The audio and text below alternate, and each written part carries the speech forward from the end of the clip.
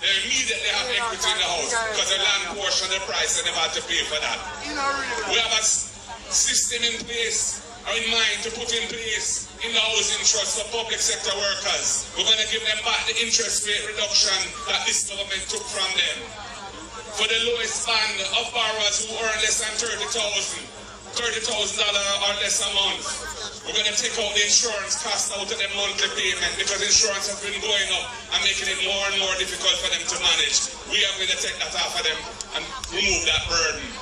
We're going to take $1 billion of the resources of the National Housing Trust and make it available as a deposit fund to help first-time buyers up to 35 years old who have been contributing for 2 years to the trust to get a $500,000 grant towards a deposit so they can pay down on a house. Big up. Because we know that that is a big hurdle to home ownership in the country. We have the rent-to-own plan. If you're a person who is employed in the informal economy, you have a little business, you're hustling, and you don't have a pay slip, and you can't go into the NHT and establish your monthly income in a documented way, we will say, all right, you want this house that we have in our portfolio for sale. You can go in there and rent it for a period of time. And once you've established that you can make the monthly payments, which are the same as the mortgage payments, we will flip it and make sure that you can borrow that mortgage and buy that house. We want to empower people who are not presently able to access mortgages. And for those who are not earning enough to save for a deposit, and they don't fall within the 35 and under bracket, but they well want them house, we will allow them to go into the house as a tenant, and then a portion of their rent will go towards the deposit fund. And once the deposit fund reaches the necessary amount, it will pay down their deposit, they can draw down the mortgage and buy the house and become a owner of their own house. That is the kind of planning we have for the people of Jamaica.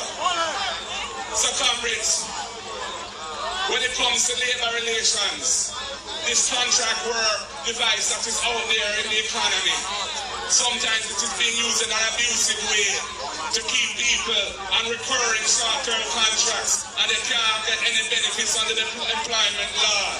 They can't get holiday pay when they get tech leave. They don't have several of the benefits that proper employees under the law of the land are supposed to have. We are going to bring legislation to end that and ensure that all workers who are really employees of the country, whatever the contractual device that their employer may use, must be treated as an employer and have their full rights that we have struggled for over the centuries to make sure that every Jamaican worker should have. So the next PNP government is a power, it's going to be a government of liberation for the people.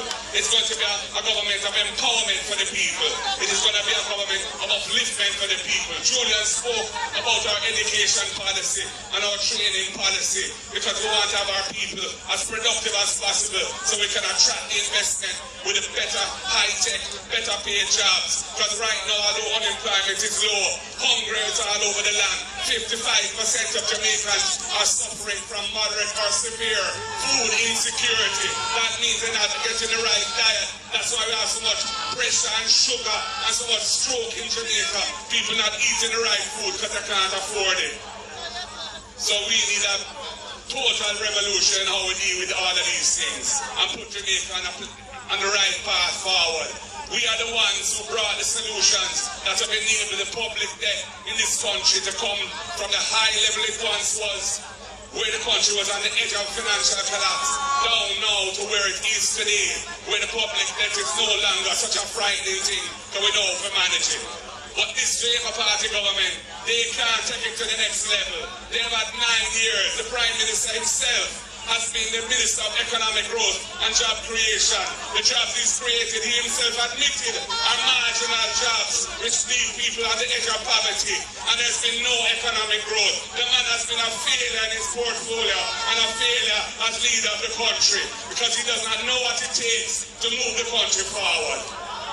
We are going to sort out the bureaucracy of the country and make sure the system is efficient and user-friendly and get rid of the rules that are out of date and frustrate people and the processes that no longer fit for purpose and get in the way of progress. We will fix those things. I am going to chair the task force with responsibility for that. I am going to chair it myself because I have the skill set to make that happen.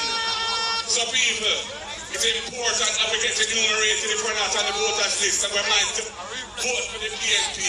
If you know anybody out there who's a PNP-minded person who tells you, yeah, them like marketing and they love the plans and they love the team and they think we can deliver for Jamaica and they're not on the voters list, please make sure they get enumerated by next week, Monday, so that they can be on the voters list that will be published at the end of May, because there's a good chance that that will be the voters list that will vote on in the next election. And comrades and friends, Hubert Ryan Williams is stepping forward as your candidate in the next general elections. We know the opponent you're up against. We know the way he plays his politics. But what? We are the People's National Party workers and warriors, and we will stand firm and deliver the victory for the People's National Party. After so many years, this is the time. We can do it, comrades. Are you ready?